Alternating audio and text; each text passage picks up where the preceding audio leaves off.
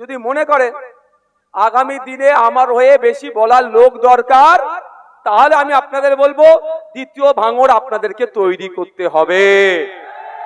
ভাঙড়ের বীর পুরুষেরা দেখিয়ে দিয়েছে, আপনারও নিজেদেরকে বীর পুরুষ প্রমাণ করুন, বীরাঙ্গনা প্রমাণ করুন, যে কোনো কথা হবে না, কে আসছে কে যাচ্ছে গল্প শুনিয়ে আমাদের লাভ হবে না। 21-এ অনেক গল্প তোমরা শুনিয়েছো, আর সেই যে শুভেন্দু অধিকারী মাদ্রাসা মসজিদ নিয়ে মুসলমান সম্পর্কে কুভাষায় আক্রমণ করে, তুমি ডেকে তাকে চা খাওয়াচ্ছ, আর আমাদের ইফতারের সময় এসে হিজাব করছো। ও নাটক আর হবে না। এবার আমরা মুসাকে বিধানসভায় পাঠাবো, মুসা আমাদের হয়ে লড়াই করবে, বুঝে নেবেন নওশাদ সিদ্দিকী ভাইজানের পাশে বসে। আপনাদের শুধু সহযোগিতা আমাদের লাগবে। ওটা কি? ভোট। আমি এসআইআর নিয়ে বলে শেষ করব। মমতা ব্যানার্জি কি বলেছিলেন? আমার লাশের ওপর এসআইআর হবে। হ্যাঁ, আমি তার দীর্ঘায়ু কামনা করি। আচ্ছা, কথা বলছে আজ থেকে 2 মাস আগের ফেসবুকের পোস্ট আমার দেখে নেবেন। ওয়াকফ খেয়েছে, ওবিসি খেয়েছে, এসআইআর খাবে, এই বলে পোস্ট করেছিলাম, মিলিয়ে নেবেন। আজকে ওবিসি তো এসআইআরটাকে খেয়ে নিল। তো এসআইআরটাকে আজকে কোনো কথা নেই। অভিষেক বাবু কি বলেছিলেন? যে আমি একটা ভোটার ডিলিট হলে 1 লক্ষ মানুষ নিয়ে দিল্লি নির্বাচন অফিসের সামনে বসবো। দিল্লি নির্বাচন অফিসের সামনে তো দূরের কথা, হেলিকপ্টার চড়ে কর্পোরেট স্টাইলে পার্টি করে তিনি ভোটের প্রচার করছেন। তবে পিছন দিকের চেয়ারও ফাঁকা থেকে যাচ্ছে। শাসক থাকার পর, 15 বছর শাসকে থাকার পর এত তো কিছুই করবে না। আমাদের কি সেটা করতে হবে? জনগণ কি আমাদেরটা বুঝে নিতে হবে। বসিরহাটে 22,000-এর টোটাল আন্ডার অ্যাডজুডিকেশন কত ছিল? টোটাল আন্ডার অ্যাডজুডিকেশন ছিল 43,000। এইখানেও আপনাদের বলছি, বসিরহাটেও 43,000, ভাঙড়ে মাত্র 11,500। একটু বোঝার চেষ্টা করেন। ভাঙড়ের বিধায়কের নাম নওশাদ সিদ্দিকী, ওরা ভালো জানে, টেন্ডি বেন্ডি করলে ছেড়ে কথা বলবে না। কিন্তু বসিরহাটের বিধায়ক তো তৃণমূলের বিধায়ক। কোথায়? আচ্ছা, 1,14,000, ওটা তার ব্যক্তিগত ব্যাপার, আইন বহির্ভূত কাজ কিছু করেনি।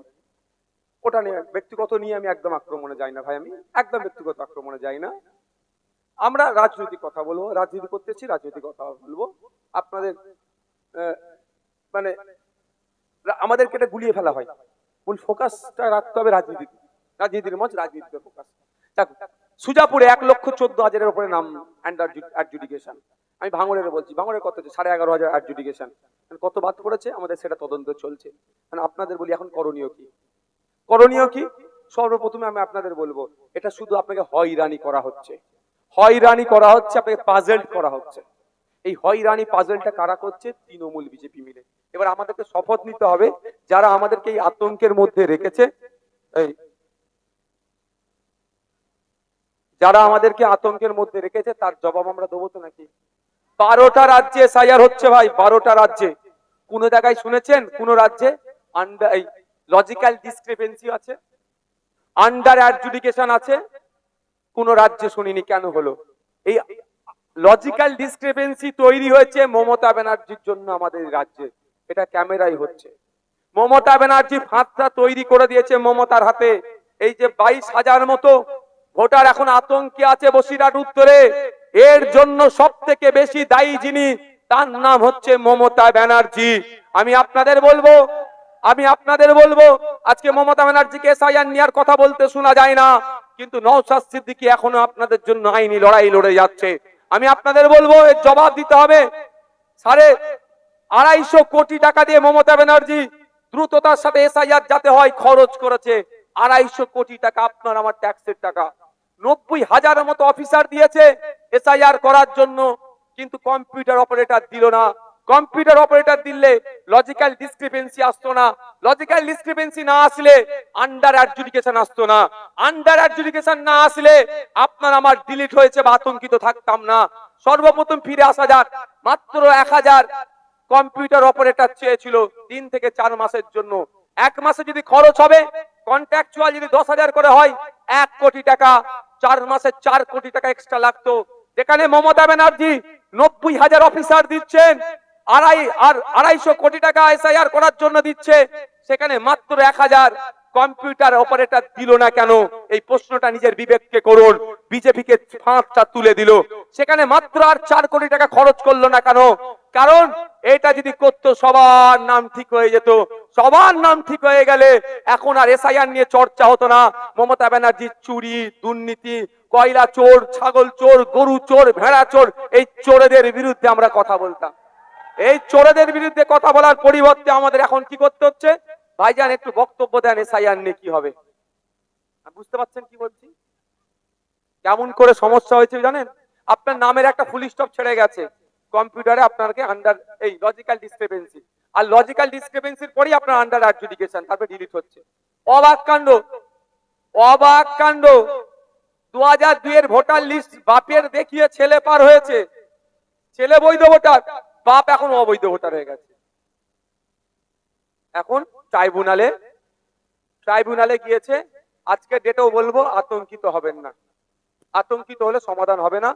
আপনারা, আমরা এই বসিরহাটের জন্য খুব তাড়াতাড়ি উকিল রেডি করছি, কিভাবে ফর্ম ফিল আপ করে কোথায় কি লিখে জমা দিতে হবে তা রেডি করছি। আপনারা আজকে আমাদের টিমের সাথে কথা চলছে, আমরা কথা বলছি যাতে আপনাদের ভোটাধিকার কেউ না কাটতে পারে, তার লড়াই করছি।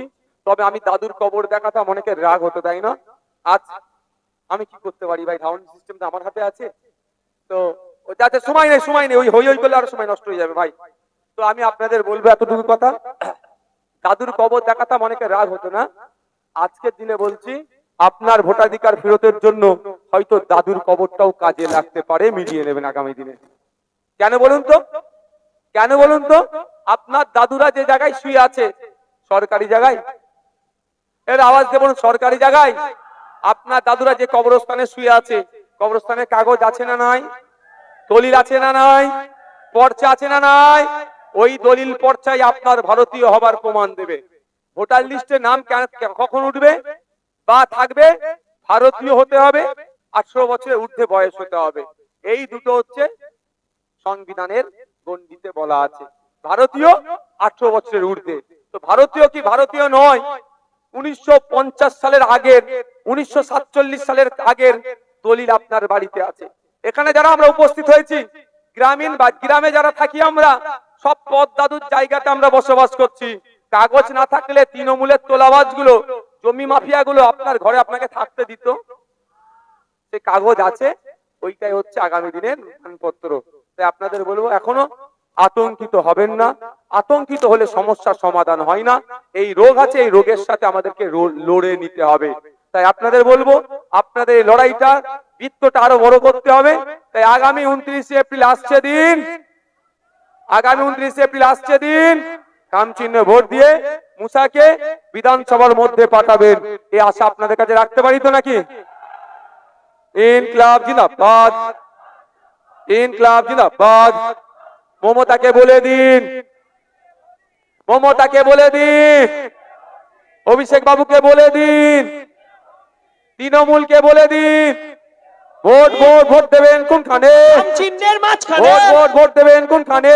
চিহ্নের মাঝখানে। আগামী 29 এপ্রিল আসছে দিন, চিহ্নে ছাপ দিন। আগামী 29 এপ্রিল আসছে দিন, চিহ্নে ছাপ দিন। আগামী 29 এপ্রিল আসছে দিন। চিহ্নে ছাপ দিন। ওয়াকফ চোরেদের বলে দিন, দিল্লি গিয়ে ভোট দিন। রেশন চোরেদের বলে দিন, দিল্লি গিয়ে ভোট দিন। সম্প্রীতি বিনষ্টকারীদের বলে দিন, দিল্লি গিয়ে ভোট দিন। সাম্প্রদায়িক শক্তিদের বলে দিন, দিল্লি গিয়ে ভোট দিন। ইনকলাব, ইন্ডিয়ান সেকুলার ফ্রন্ট, বসিরহাটের উত্তরের জনগণ, ইনকলাব।